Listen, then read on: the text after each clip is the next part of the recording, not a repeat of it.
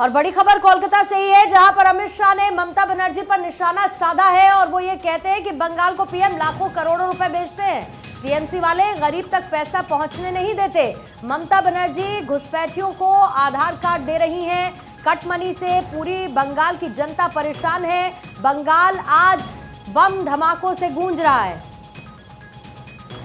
बंगाल में भ्रष्टाचार चरम सीमा पर है।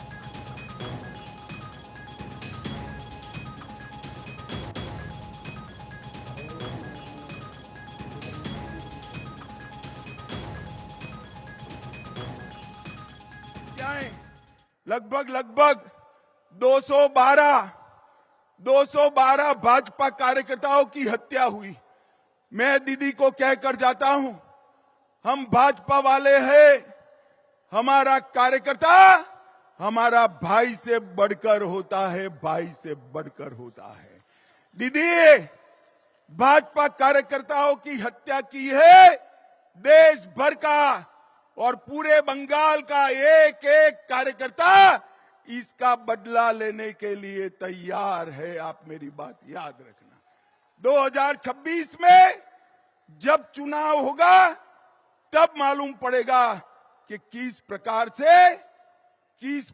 से राजनीतिक हत्या का वोट देकर बदला दिया जाता है।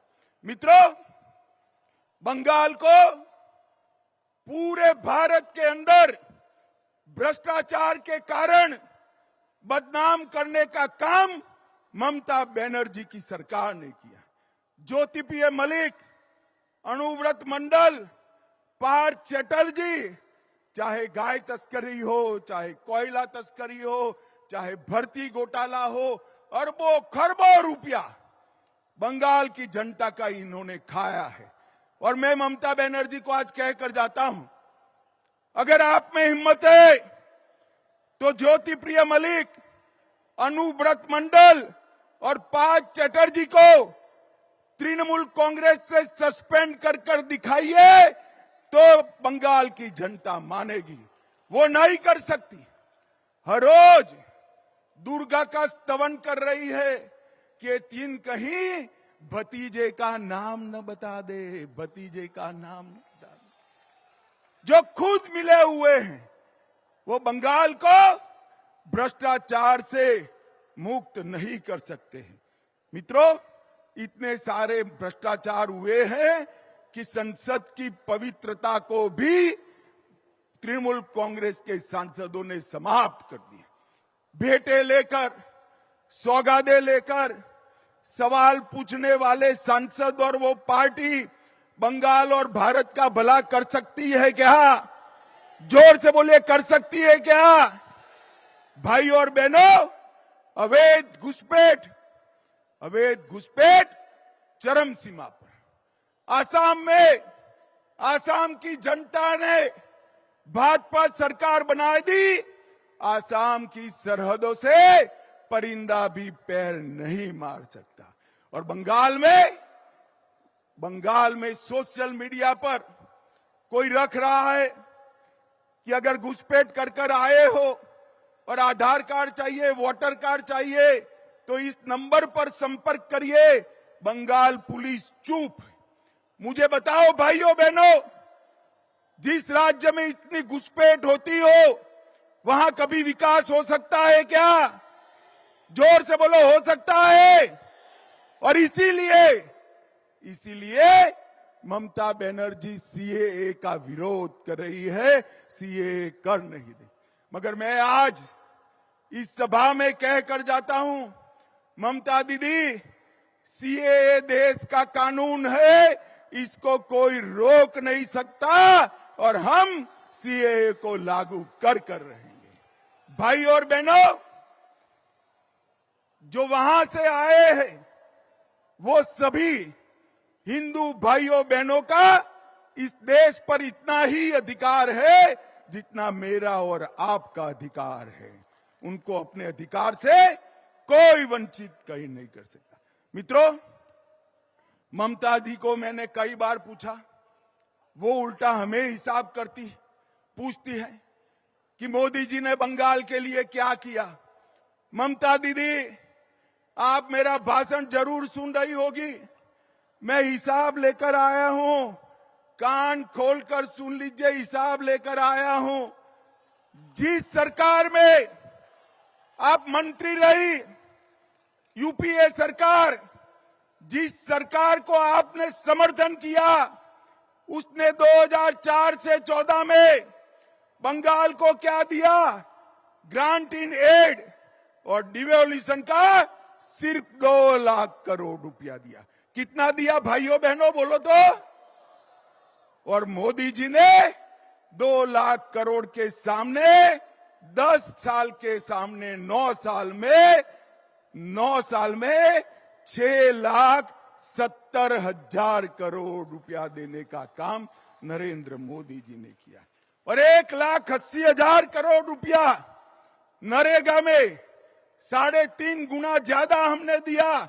आप धरना करती हो, जब आप मंत्री बनकर बैठी थी, मुख्यमंत्री बनकर सरकार का समर्थन कर रही थी, पैसा कम मिलता था। यूपीए सरकार ने 14,000 करोड़ रुपया दिया, मोदी जी ने 54,000 करोड़ रुपया देने का काम किया। और नरेगा, ग्राम सड़क योजना, आवास योजना, आजीविका मिशन और नेशनल आजीविका मिशन में 1,80,000 करोड़ रुपया देने का काम भारतीय जनता पार्टी ने किया है। और नेशनल हाईवे के लिए टोटल 70,000 करोड़, लगभग 16,000 करोड़, रेलवे में, बंदरगाह में 1,000 करोड़, सिंचाई के लिए 3,000 करोड़, कुल मिलाकर आपके 2 लाख करोड़ के सामने भारतीय जनता पार्टी ने 8 लाख करोड़ से ज्यादा रुपया देने का काम भारतीय जनता पार्टी। और ममता दीदी, जितना गुमराह करना है कर लीजिए। गत चुनाव में तो रैगिंग कर आप जीत गई, फिर भी हमारी 77 सीटें आई। 77, कहां 0, कहां 77। और इस बार 26 में रैली देखकर मैं स्पष्टता से कहने जाता हूं कि 26 के चुनाव में 2/3 बहुमत के साथ यहां पर भारतीय जनता पार्टी की सरकार बने। मगर इसके पहले 24 का चुनाव आ रहा है। आपने 19 में 18 सीटें दी थी।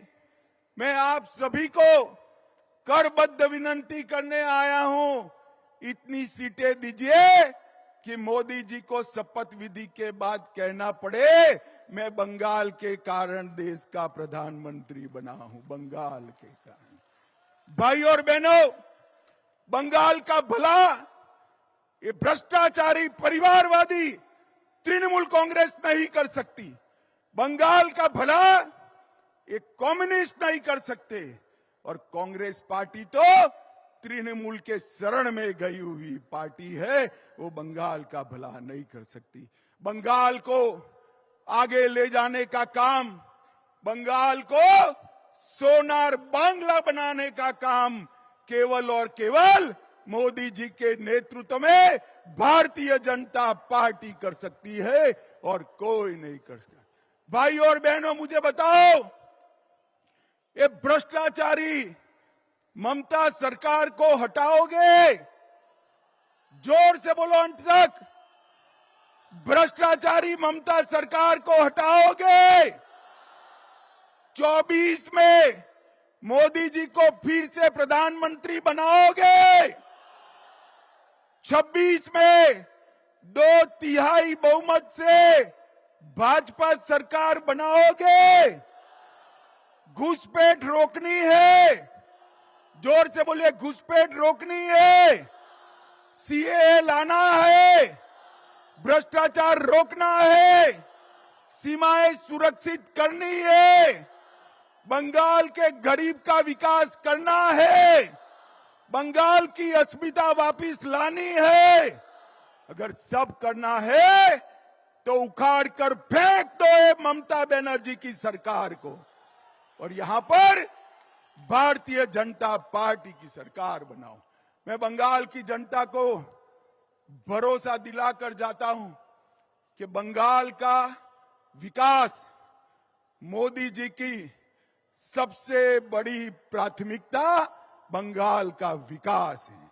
हमें एक ऐसी सरकार चाहिए जो मोदी जी को विकास करने के लिए अनुकूल भूमि तैयार करे। ममता बनर्जी मोदी जी को विकास नहीं करने देती है। भाई और बहनों, यहां कमल फूल की सरकार बनाइए, नरेंद्र मोदी के नेतृत्व में भाजपा सरकार बनाइए और 24 में फिर से मोदी जी को प्रधानमंत्री बनाइए।